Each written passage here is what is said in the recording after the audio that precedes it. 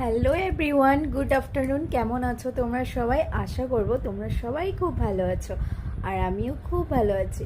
আজকে অনেক দিন পর ভিডিও দিচ্ছি, ভিডিও তো দিচ্ছি, রিলস টিলস এইভাবে দিচ্ছিলাম, কিন্তু এইভাবে এরকম শর্টস ভিডিও কোনোদিনও অনেক দিন পরেই বানাচ্ছি। একটু কাজে ব্যস্ত ছিলাম, তার জন্য পারিনি। তো গুড আফটারনুন সবাইকে।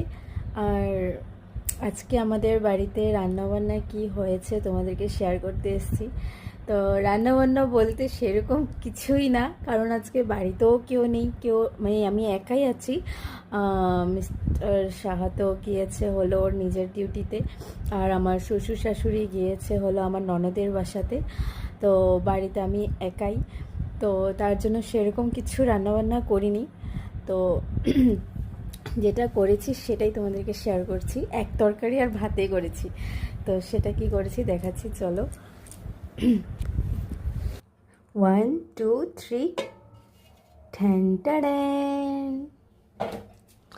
এই যে এঁচোড় আলুর তরকারি, একটা তরকারি আর ভাতে করেছি। তো দেখো তোমাদের কেমন লাগছে কমেন্টে জানিও আমাকে। তো এক তরকারি